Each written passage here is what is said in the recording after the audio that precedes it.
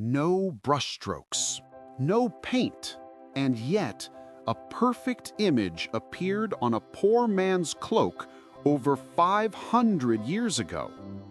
Scientists have studied it, scholars have examined it, but no one has ever been able to explain why.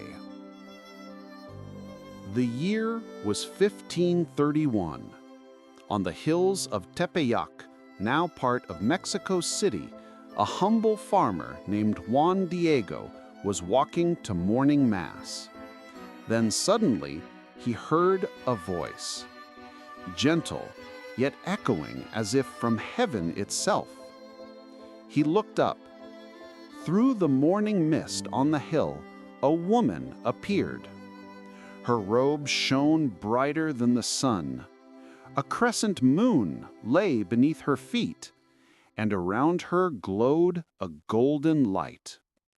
She gazed at him with kindness and said, "My dear child, I am the Virgin Mary. Tell the bishop that I wish for a temple to be built here, to comfort my children and lead them to my son." Juan trembled, but he believed, and he went without hesitation.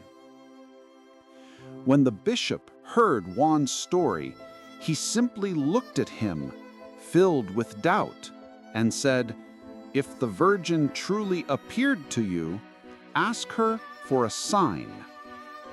Juan lowered his head and walked away in sorrow.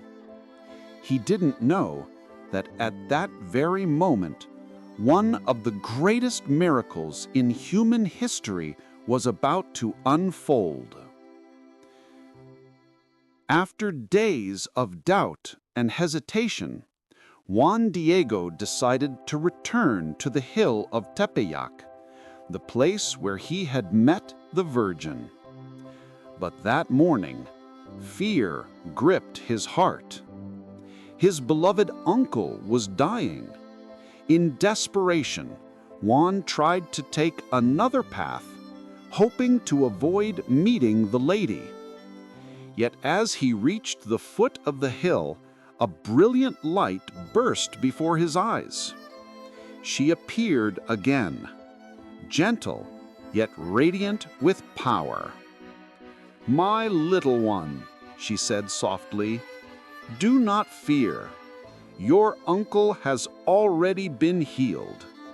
Now, go to the top of the hill and gather those flowers you see there. Take them to the bishop. They will be the sign he asked for." Juan looked around and gasped. In the middle of the dry winter, on that barren rocky hill, Castilian roses, a flower that grows only in Spain, were blooming in full color. He could hardly believe his eyes. Tears welled up as he gently gathered each blossom, placing them carefully into his rough cactus fiber cloak, his tilma. Then he ran, miles across the dusty road to Mexico City, his heart pounding, hands gripping the cloak tightly, afraid even a single flower might fall. When he finally reached the bishop's residence, he fell to his knees. "Your Excellency," he said, voice trembling, "the Virgin has sent you the sign." He opened his cloak. The roses tumbled onto the stone floor, and before everyone's eyes, something extraordinary began to happen. An image, faint at first, started to appear on the fabric, slowly glowing brighter, as if light itself had been imprinted onto it. It was the image of the Blessed Virgin Mary, wrapped in a robe covered with stars, a black sash tied around her waist, the ancient sign of motherhood, standing upon a crescent moon and held up by an angel beneath her. The bishop fell to his knees, tears streaming down his face. The priests and servants all dropped to the ground in reverence. The image, it wasn't painted. There were no brushstrokes, no ink, no pigments. And the cloak, made of rough cactus fiber that should have decayed within 20 years, has remained perfectly intact for nearly 5 centuries. Since that day, millions have made the pilgrimage to the shrine of Our Lady of Guadalupe. But the story doesn't end with faith alone. It also challenges science itself. For centuries, researchers from around the world have come to study the mysterious image. In 1936, Dr. Richard Kuhn, a Nobel Prize-winning chemist, analyzed the fabric and concluded that no natural, vegetable, or mineral pigments existed on its surface.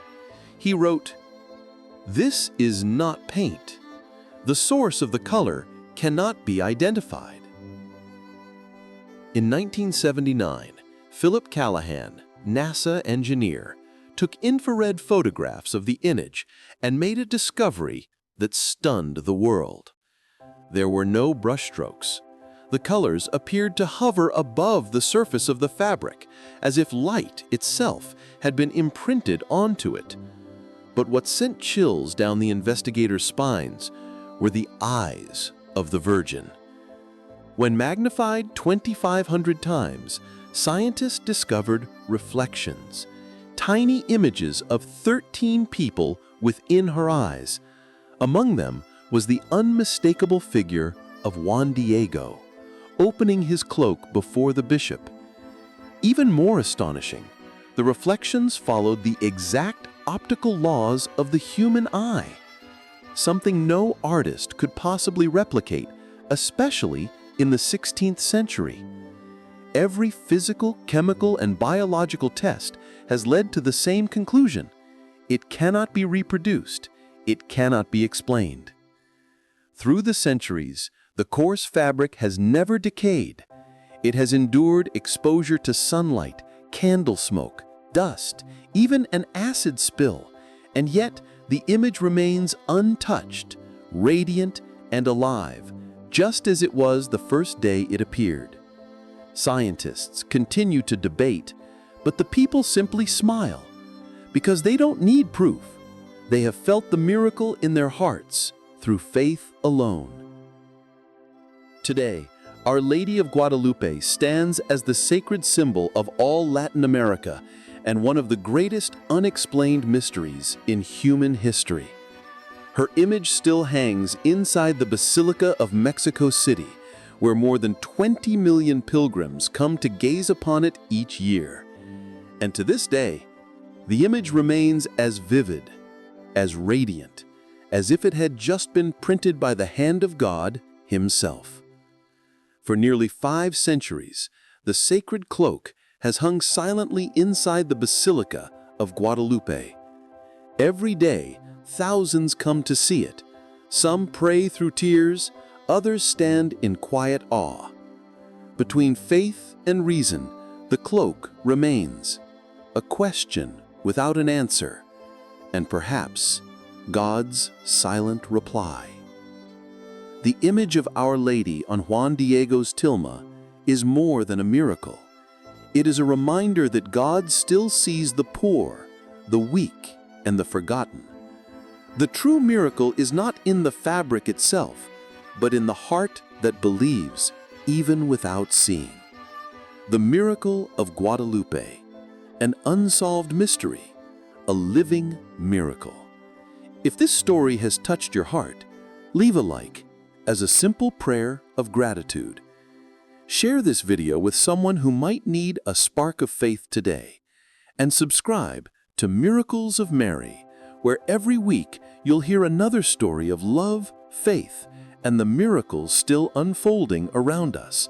Because sometimes, just one story is enough to rekindle faith in a soul. Roses, Miracles of Mary, where miracles are told with the heart.